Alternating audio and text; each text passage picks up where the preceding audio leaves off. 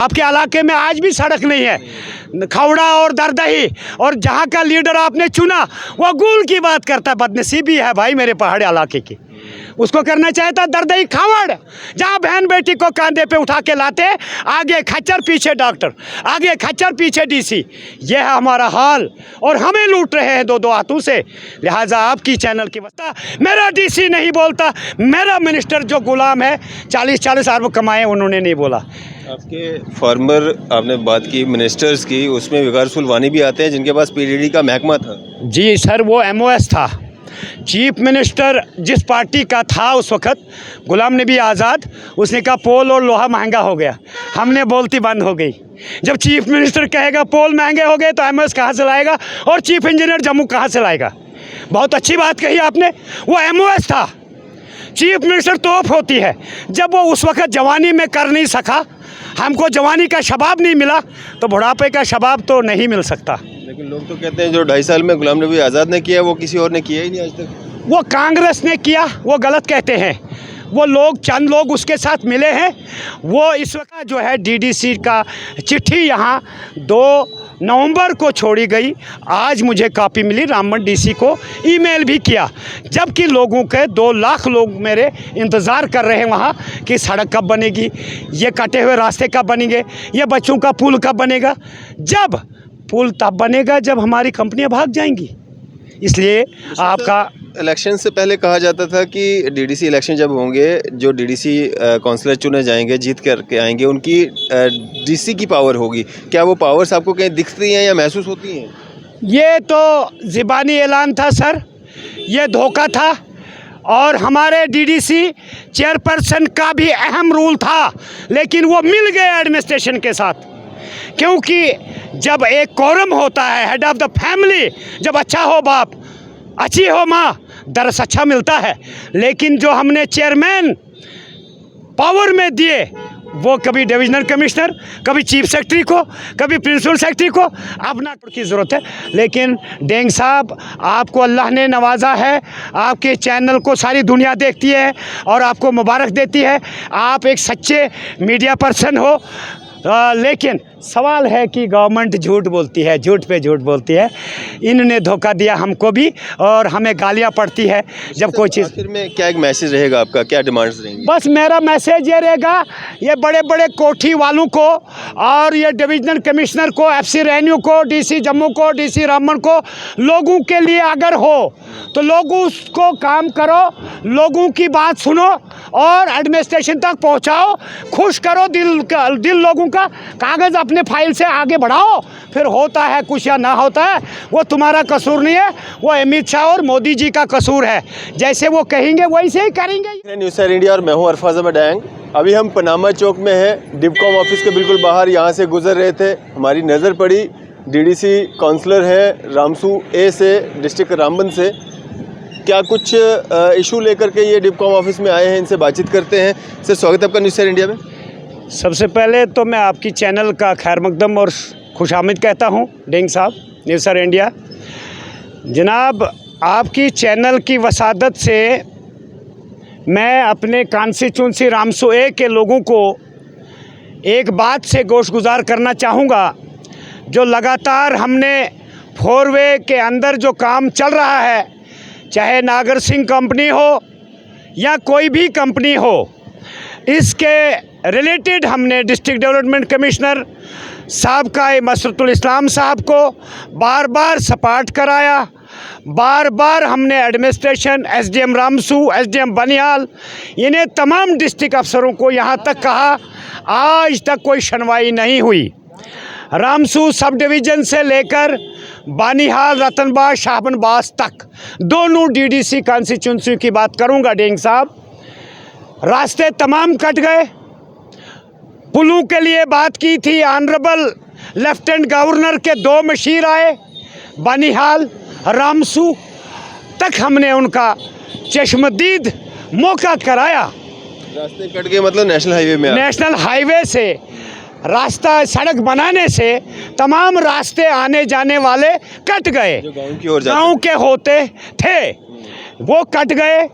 आज तक कोई रास्ता नहीं बना, कोई पुल नहीं बना। अच्छे दिन कहाँ हैं? मैं जानना चाहता हूँ। क्या उन गरीबों के आपने मकान भी तोड़ दिए, माल मवेशी और स्कूली बच्चों के रास्ते भी तोड़ दिए? अब हमें बता दो, जब नागर सिंह बिहार चले जाएगा या कोई कंपनी वाला बिहार चले जाएगा, अक्सर तो बिहार और गुजरात के ही ठेकेदार हैं, अगर वो चले जाएंगे, ये डीसी साहब कहाँ से पैसा लाकर वो रास्ते मेंटेन करेगा? नंबर एक।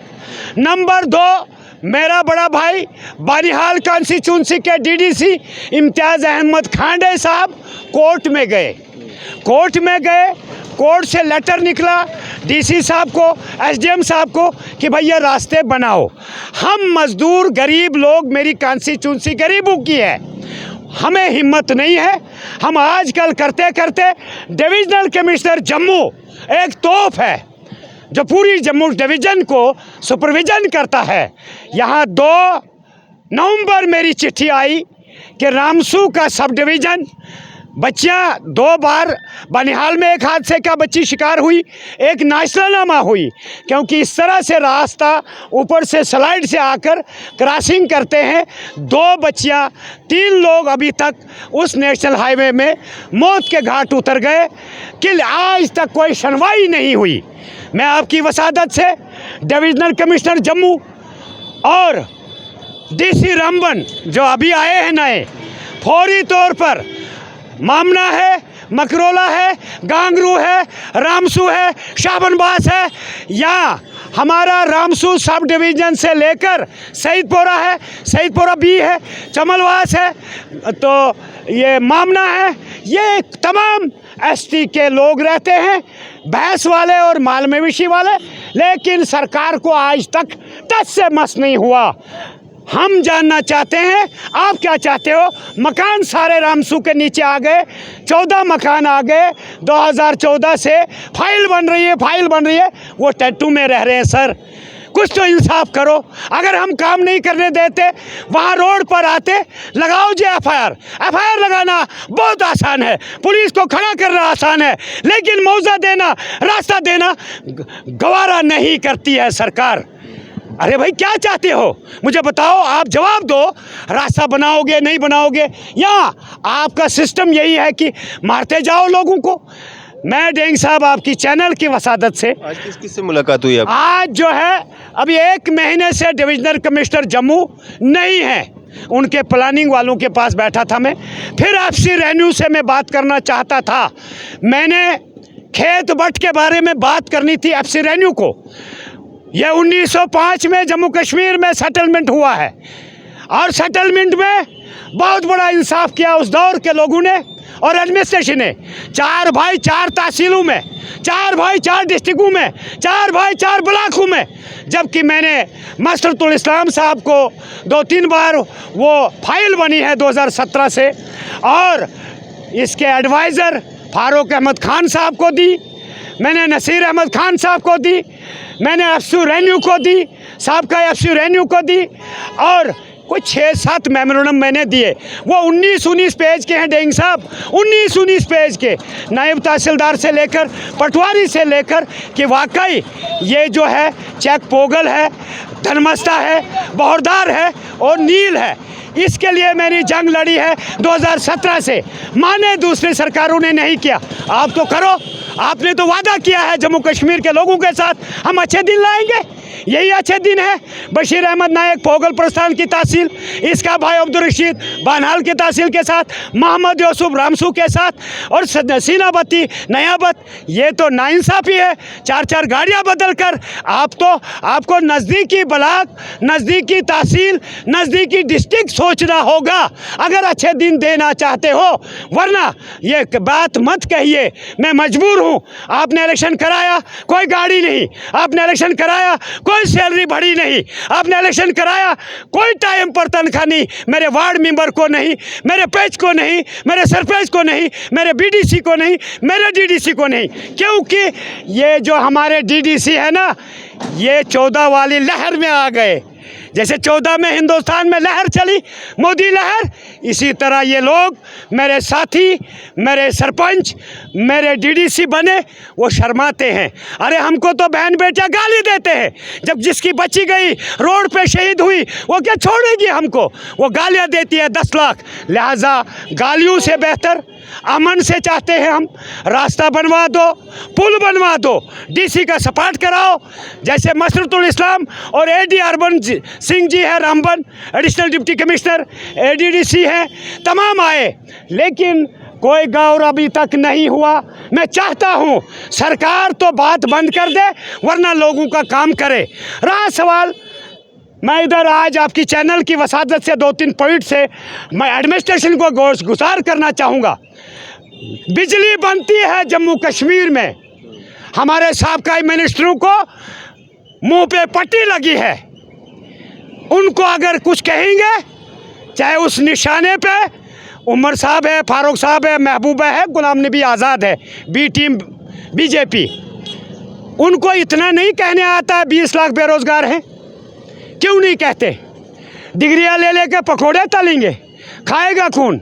अरे शर्म करो, तुम कर्जदार हो, तुम लोगों के नौकर थे, नौकर हो, तुमने कोई बात नहीं की। जो गरीब बेवा का इस वक्त गैस सिलेंडर की बात नहीं की, आज़ाद साहब बड़े जलसे करता है, उमर साहब भी 500 के बदले 1270 हमको मिलता था नील में सर, आपको मैं लिस्ट दिखाऊंगा, 1270 रुपये गैस सिलेंडर मिल रहा है, लेकिन मेरे लीडर नहीं बोलते, मेरा गवर्नर नहीं बोलता, मेरा डिविजनल कमिश्नर नहीं बोलता, मेरा डीसी नहीं बोलता, मेरा मिनिस्टर जो गुलाम है 40-40 अरब कमाए, उन्होंने नहीं बोला। आपके फॉर्मर, आपने बात की मिनिस्टर्स की, उसमें विकार सुलवानी भी आते हैं जिनके पास पीडीडी का महकमा था। जी सर, वो एमओएस था। चीफ मिनिस्टर जिस पार्टी का था उस वक्त, गुलाम नबी आज़ाद, उसने कहा पोल और लोहा महंगा हो गया, हमने बोलती बंद हो गई। जब चीफ मिनिस्टर कहेगा पोल महंगे हो गए तो एमओएस कहाँ से लाएगा और चीफ इंजीनियर जम्मू कहाँ से लाएगा? बहुत अच्छी बात कही आपने, वो एमओएस था। चीफ मिनिस्टर तोप होती है, जब वो उस वक्त जवानी में कर नहीं सका, हमको जवानी का शबाब नहीं मिला, तो बुढ़ापे का शबाब तो नहीं मिल सकता। लेकिन लोग तो कहते हैं जो 2.5 साल में गुलाम नबी आज़ाद ने किया वो किसी और ने किया ही नहीं आज तक। वो कांग्रेस ने किया, वो गलत कहते हैं। वो लोग, चंद लोग उसके साथ मिले हैं। वो इस वक्त अगर बीजेपी कुछ अच्छा करती है हम अच्छा बोलते हैं, अगर ये मंदिर मस्जिद का धोखा करते हैं हम वही बोलते हैं। सड़क अगर आज बन रही है, लेकिन सड़क बनाओ जिंदू की, हमेशा ये सोच रखो, मुर्दों की सड़कें मत बनाओ। समाधि घाट में सड़कें नहीं बनती है, समाधि घाट में तो हम दुआ करने जाएंगे कि हमारे साथी निकल रहे हैं, लेकिन ऐसा नहीं है। वो उनको चाहे कांग्रेस का शुक्रिया अदा करना, जिस कांग्रेस ने आपको बचपन से इतना बड़ा बनाया। आज तो वार्ड मेंबर को माला डालता मेरा ऑनरेबल डालता है आज माला। उस वक्त चीफ मिनिस्टरों की लाइन लगती थी, मैं भी 20 साल रहा हूँ, डेंग साहब आप बखूबी जानते हैं मुझे, मैं दिल्ली में रहा हूँ। ये बात छोड़िए, लेकिन मेरा सबसे बड़ा सवाल है इन साबका मिनिस्टरों और वजीरों से कि आप महंगाई पर और बेरोज़गारी पर बात क्यों नहीं करते? आप कहते हो गुलाम नबी आज़ाद साहब की जो पार्टी है, या गुलाम नबी आज़ाद जो हैं वो बीजेपी के बी टीम है, आपके विकार सुलवानी के पिक्स जो हैं वो वायरल हो रही हैं जो बीजेपी के नेताओं के साथ हैं। देखिए, अब नेता मैं भी जाऊंगा, मुझे तो सड़क मांगनी है बीजेपी की नेता से, इसका मतलब मैं कांग्रेस से उठकर बीजेपी में नहीं जा रहा हूँ। मैंने आपके पास आना है, मुझे नहीं पता डेंग साहब किस चैनल, और आपको सभी लोगों से बात करनी है और सुनना है। मैंने तो रैना को पास जाना क्योंकि स्टेट प्रेसिडेंट है, हो सकता है 2 लाख मुझे शमशान घाट के लिए दे दे। बात सुनिए, पावर में है ही नहीं, एलजी सरकार है, एलजी सरकार है, पार्टी का उनका चलता है, उनका पार्टी का छाप जो है जगह जगह चलता है। जैसे बानहाल में हमारे कुछ बीजेपी में गए, झंडियाँ चढ़ा दी, 160 का मसाला चल रहा है। अगर दूसरा कोई पार्टी का 1-4 का मसाला, उसको जेई एक्शन रिजेक्ट कर देता। पहले तो देखते हैं बीजेपी है या कांग्रेस, ये मैं आपको खुल के बता दूं, कोई मसला नहीं है। बीजेपी भी हिंदुस्तानी जमात है, कब तक राज करेगी, लेकिन सही दिशा पे काम करना होगा। देश चलाने के लिए हमें हिंदू, मुस्लिम, सिख का भाईचारा नहीं तोड़ना है, ना हम ठेकेदार हैं उन मज़हबों के, हम लोगों के गुलाम और चौकीदार हैं। जो मैं कह रहा हूँ वो जम्मू कश्मीर के बेरोज़गार के साथ अन्याय है। जम्मू कश्मीर को आपने यूटी बना दी, एक ताज था, कोई नहीं बोला। अरे भाई तुमने कहा था यूटी के बाद हम दूध की नहरें बगेंगे, कुछ नहीं बगा। पानी भी बंद हो गया, है ना जी। और दूसरी बात, एक बात बता दूं मैं, जम्मू कश्मीर के नेशनल पीडीडी के प्रोजेक्ट हैं, तो ये बाहर के लोग, बिहार और राजस्थान और गुजरात के लोगों को पावर फ्री, जम्मू कश्मीर के लोगों के साथ अन्याय नहीं है। पोल लगाई नहीं है, बिल जाती है ना सर। ये भी तो देखना होगा एलजी साहब को। वो कहाँ पे फ्री है? बाहर आप ऐलान सुनते नहीं है, 100 मेगावाट, 50 मेगावाट। दिल्ली में अंदर 2 भैंसों के लिए पानी नहीं है। मैं 20 साल रहा हूँ। जमुना का एक छोटा सा दरिया है, जमुना है, उसमें फिर वो स्प्रे करते हैं, स्प्रे करने के बाद सप्लाई करते हैं। यहाँ तो चिनाब है, यहाँ तो जहलम है, यहाँ तो अरबों के प्रोजेक्ट हैं, यहाँ तो बाहर जाती है बिजली और यहाँ का आदमी तरसता है, बच्चा पड़ता है 1 घंटे, बिजली नहीं। 7 बजे देंगे, फिर 9 देंगे, 11 देंगे, फिर सो जाते हैं लोग गहरी नींद में, कुछ जिंदे कुछ मुर्दे। सुबह उठते हैं, कोई बिजली नहीं, बिलें आती है धड़ाधड़। इस पर भी आपने कार्रवाई करनी होगी। यहाँ के लोगों को आपने पावर फ्राहम करना होगा। यहाँ का खून पूरे मुल्क में तकसीम करते हो। आपके हमारे होली के खून कोई सस्ता है जम्मू कश्मीर का? ये इन लोगों को कहना चाहता जिन्होंने उस वक्त एग्रीमेंट किया है।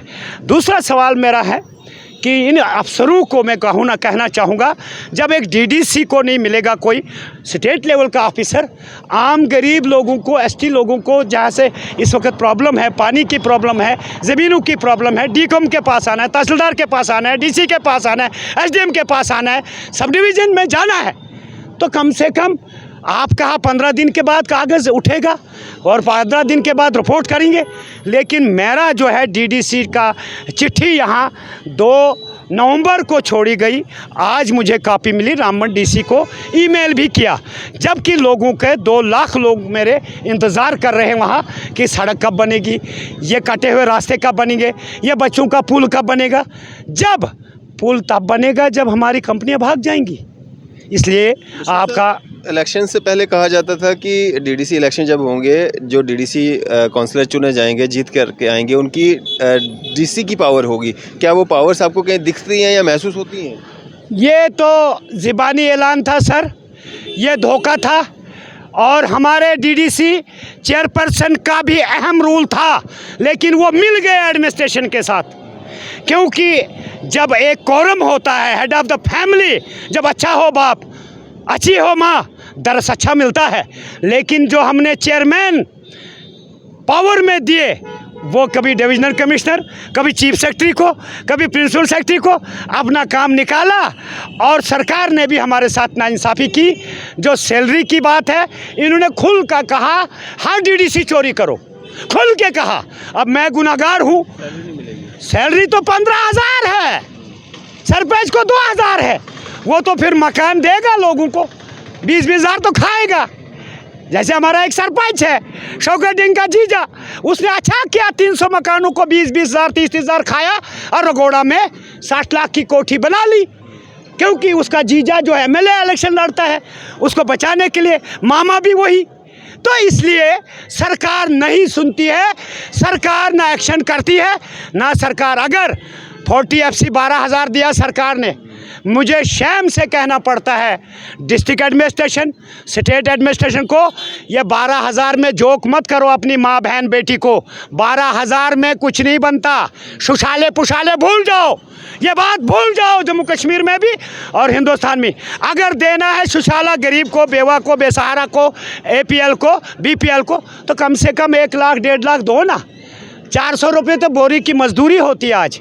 आपके इलाके में आज भी सड़क नहीं है। खौड़ा और दरदही, और जहाँ का लीडर आपने चुना वो गुल की बात करता है। बदनसीबी है भाई मेरे पहाड़ी इलाके की। उसको करना चाहता दरदही खावड़, जहाँ बहन बेटी को कांधे पे उठा के लाते, आगे खच्चर पीछे डॉक्टर, आगे खच्चर पीछे DC। यह है हमारा हाल और हमें लूट रहे हैं 2-2 हाथों से।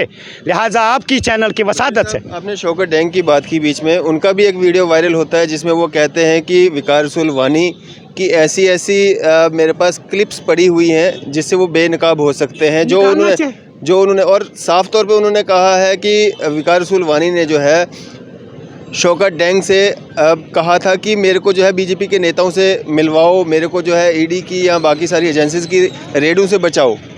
देखिए, खुला ओपन चैलेंज किया। चलिए कोई बात नहीं।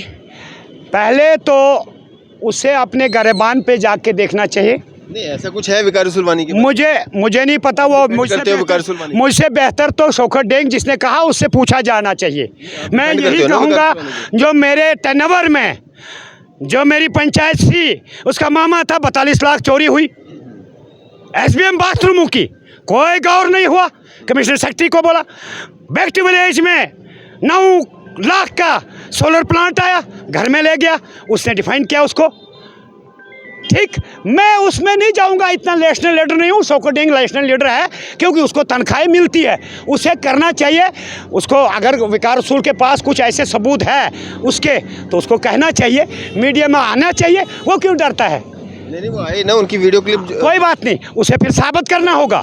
देखिए, अगर मैंने कोई बात कही, आपकी चैनल की वसादत से लोग सुन रहे हैं, मैंने वो प्रूव करना है।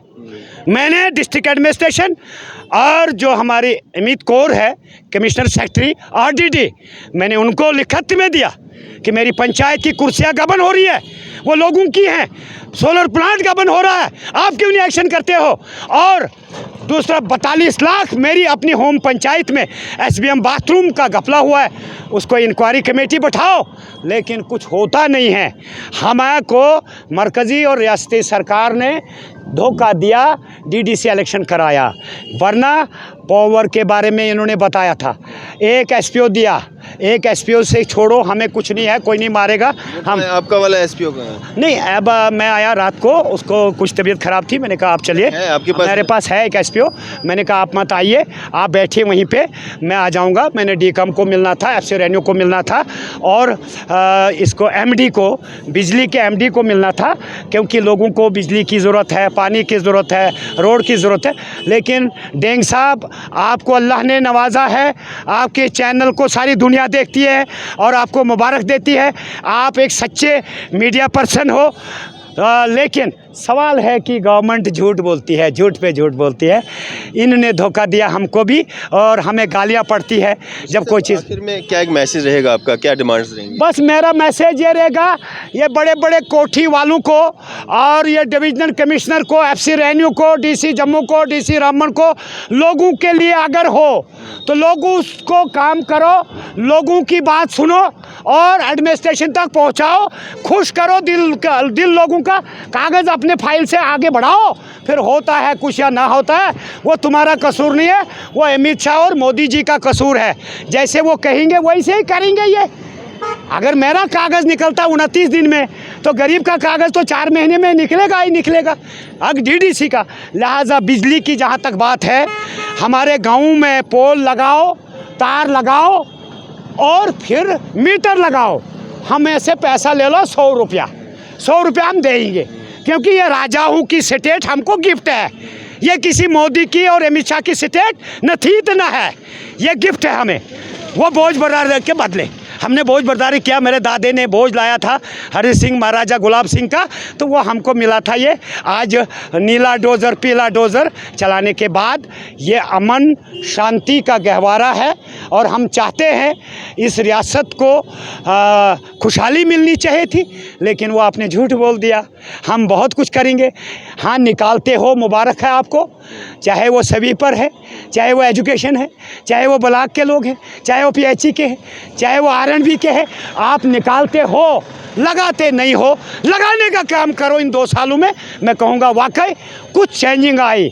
लिहाजा बिजली पर ध्यान देने की ज़रूरत है।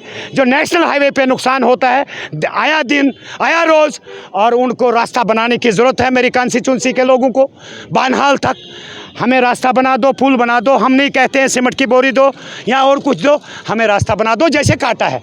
तो मैंने शायद आपका कीमती टाइम लिया और अपनी बात divisional commissioner, FC renew, DC Ramban सभी तक ये हमारे आपकी चैनल की वसादत से जाएगा, क्योंकि मेरे गुज्जर लोग किराया नहीं है, रास्ता ठीक नहीं है, कब पहुँचेंगे इन ऐसे बड़े अफसरों को, हमें नहीं मौका होता है मिलने को। तो मेरे गरीब लोगों को वहीं पर कमेटियाँ बनाए जाए, SDM को डिप्यूट किया जाए, तहसीलदार को डिप्यूट किया जाए, वहाँ के पटवारियों को डिप्यूट किया जाए। उन लोगों का जायज़ जो मसला है, जायज़ जो मांगे हैं, वो उस पर पूरी की जाए। हम नहीं बोलेंगे बार बार, मैं फेसबुक लीडर नहीं हूँ, मुझे 4000 वोट मिले हैं, लिहाजा मजबूर हूँ। फिर रोड पे जाएंगे, लगाओ जी FIR लगाना बहुत अच्छा हो गया, अब बहुत सस्ता भी हो गया। SHO साहब हटाओ इनको। अरे भाई इनका मकान चले गया, इनकी ज़मीन चले गई, इनके बच्चे रोड पर आ गए, तो इस पर भी तो गौर करना है। तो इसलिए मैं आपकी चैनल का मुबारक दूं, आपकी चैनल को भी, आपको भी आपने कीमती टाइम निकाल कर मुझे अपनी बात रखने का मौका दिया। खुदा हाफिज़, अस्सलाम वालेकुम। तो ये थे हमारे साथ बशीर अहमद न्यायिक साहब, DDC काउंसलर रामसू ए, डिस्ट्रिक्ट रामबन। आपकी इस सब पे क्या राय है? अभी अपनी राय जो है ज़रूर साझा कीजिएगा। इसी तरह की मज़ीद अपडेट्स के लिए आप देखते रहें न्यूज़ सर इंडिया। मैं अरफाज अहमद, कैमरामैन शाहनवाज के साथ।